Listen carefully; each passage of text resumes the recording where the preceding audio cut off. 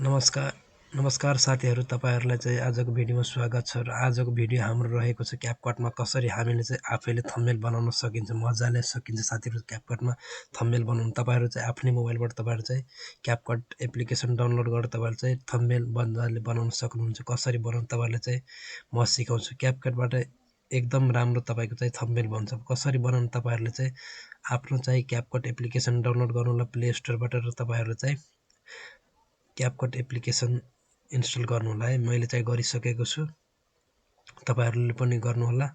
र तपाईँहरूलाई चाहिँ म तपाईँहरूलाई चाहिँ देखाउन गइरहेको छु आफ्नो चाहिँ मोबाइलको स्क्रिनमा। के ओपन गर्नुपर्छ तपाईँले चाहिँ गर्नु होला है। अब तपाईँहरूले चाहिँ क्यापकट एप्लिकेसनमा चाहिँ जानु होला। यदि क्यापकट एप्लिकेसन छैन भने तपाईँहरू चाहिँ यहाँबाट पनि डाउनलोड गर्न सक्नुहुनेछ। प्ले स्टोरमा गएर यहाँ चाहिँ लेख्नु होला तपाईँहरू चाहिँ क्यापकट एप्लिकेसन है। यो चलेको एप्लिकेसन हो क्यापकट। यसलाई चाहिँ इन्स्टल गर्नु होला है। मेरो चाहिँ अलरेडी इन्स्टल छ, सो मैले चाहिँ आफ्नो क्यापकट एप्लिकेसनलाई ओपन गर्छु।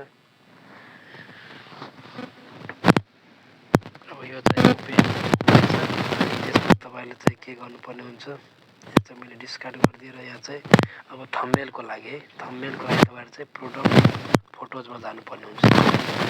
फोटोजमा जानु होला र तपाईँले चाहिँ यहाँ एउटा चाहिँ फोटो चुज गर्नु होला है। मैले चाहिँ आफ्नो फोटो एउटा चाहिँ चुज गरेपछि क्लिक गर्नु होला। एडिटमा क्लिक गरेपछि अब हाम्रो चाहिँ फोटो आयो अनि हाम्रो चाहिँ रिमुभ भएको छैन ब्याकग्राउन्ड है। जुन चाहिँ यो घरको चाहिँ देखाउँदैछ त्यो चाहिँ रिमुभ भएको छैन है। यसलाई रिमुभ गर्नको लागि रिमुभ ब्याकग्राउन्डमा क्लिक गर्नु होला। अनि यो तपाईँको चाहिँ विदिन अ सेकेन्डमा तपाईँको चाहिँ रिमुभ हुन्छ। यहाँ चाहिँ ठिक जुन साइन दिएको छ तलमा त्यसलाई चाहिँ ठिक गर्नु होला है।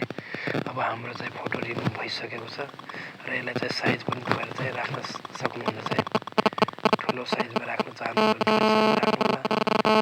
मैले चाहिँ सानै साइजमा राखेँ र यसलाई चाहिँ म अलि रोटेट गर्छु है। यति मैले चाहिँ रोटेट गरिदिएँ, हल्का ठिक छ, धेरै रोटेट गरिदिनु म। अब हाम्रो चाहिँ यो रोटेट भइसकेको छ। के गर्नुपर्ने हुन्छ, अब हामीले चाहिँ ब्याकग्राउन्डमा हामीले चाहिँ कलर लगाउनु पर्ने हुन्छ। कुन कलर राख्ने हामीले ब्याकग्राउन्डको, त्यसपछि ब्याकग्राउन्डमा क्लिक गर्नु होला। कुन कलर मनपर्छ त्यो कलर चाहिँ राख्नु होला। मलाई चाहिँ मनपर्ने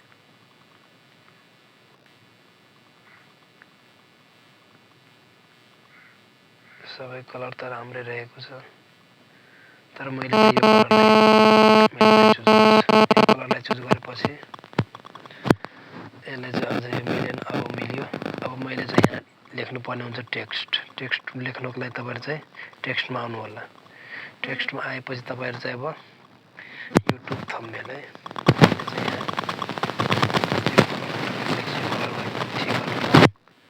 र यस्तै हामीले चाहिँ यहाँ एडिट गर्न सकिन्छ यसमा।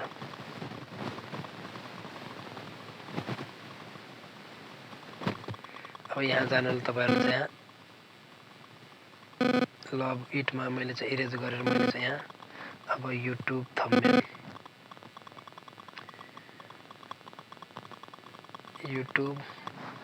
युट्युब लेखेपछि अब मैले चाहिँ यहाँ थम्बनेल पनि लेख्छु।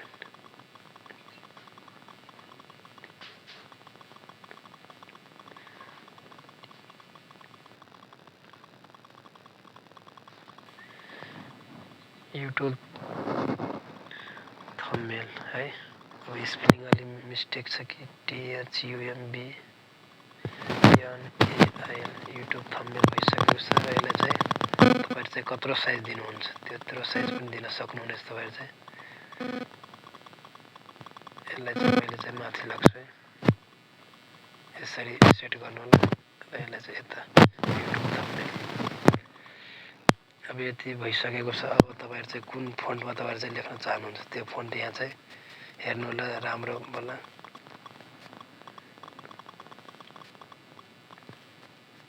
अहिले चाहिँ म एउटा चाहिँ राम्रो फन्ट मैले चाहिँ खोज्दैछु।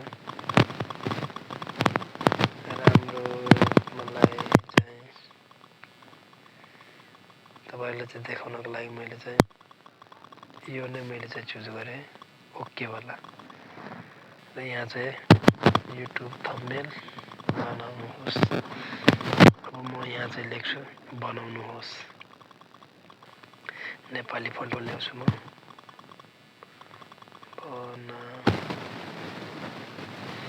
अहिले मेरो चाहिँ यो भएन है यहाँ चाहिँ म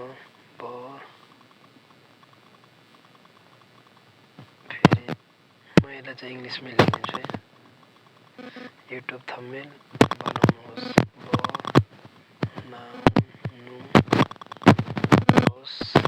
बनाउनुहोस् 2 मिनेटमा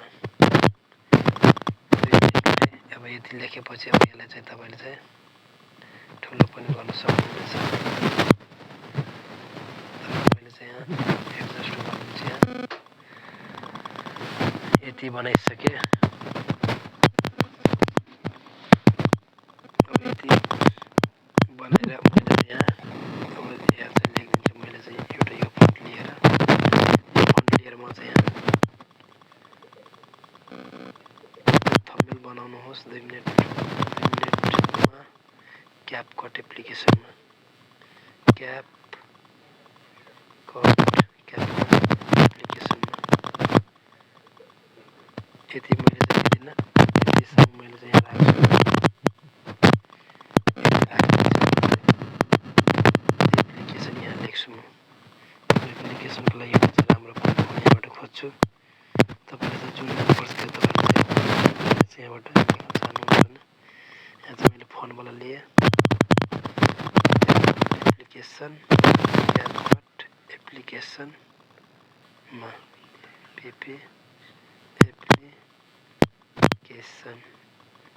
एप्लिकेसनमा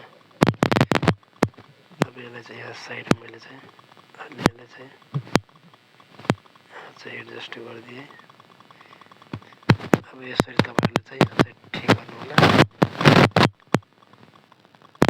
हाम्रो चाहिँ तयार भइसकेको छ अब एक्सपोर्ट गर्नु होला सो गाइज यसरी हामीले चाहिँ बनाउन सकिन्छ अब यसलाई चाहिँ डन गरिदिए सो गाइज हाम्रो चाहिँ थम्बनेल कम्प्लिट भइसकेको छ यहाँ चाहिँ ग्यालेरीमा हेर्न पनि सक्नुहुनेछ तपाईहरु चाहिँ युट्युब थम्बनेल यसरी तपाईहरु चाहिँ बनाउन सक्नुहुनेछ कस्तो लाग्यो भिडियो